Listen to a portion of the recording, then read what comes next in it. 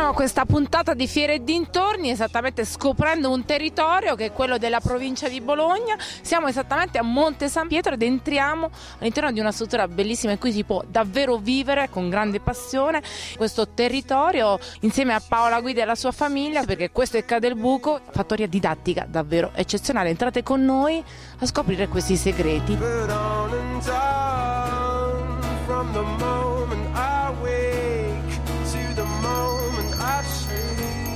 I'll be there by your side. Just you try and stop me. I'll be waiting in line just to see if you can. Il miglior modo per vivere un territorio è quello di provarlo e viverlo da vicino, come abbiamo fatto noi ad esempio con Fiere e dintorni all'interno del territorio di Monte San Pietro. Siamo nella località Monte Pastore e siamo entrate all'interno dell'agriturismo fattoria didattica Cadelbuco. Paola Guidi, descriviamo un attimino questo agriturismo.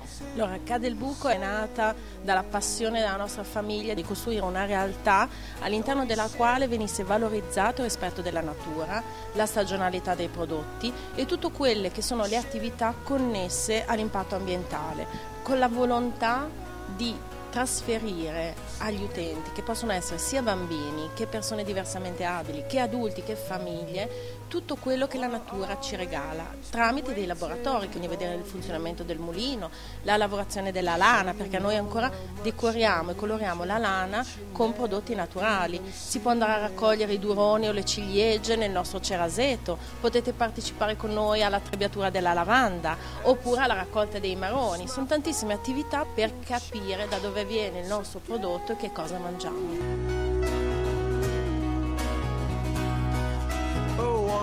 Perché Cadelbuco? Perché dicono gli antichi, i nonni, che dal monte scende nella valle tutta l'acqua, quindi la casa del buco, anche se siamo a 500 metri. Venite qua con la mano sul cuore, tanta voglia di mettervi in gioco, la voglia di aprire gli occhi e lasciate a casa le scarpe col tacco. Perché qui si può vivere il territorio, assolutamente facendo, coltivandolo tra l'altro, e qui c'è anche un'ottima ristorazione fatta solo di prodotti naturali e biologici che voi fate. Assolutamente. Chi viene da noi ha la possibilità di stare tranquillamente godendosi la giornata tutto il tempo che vuole, con massima tranquillità.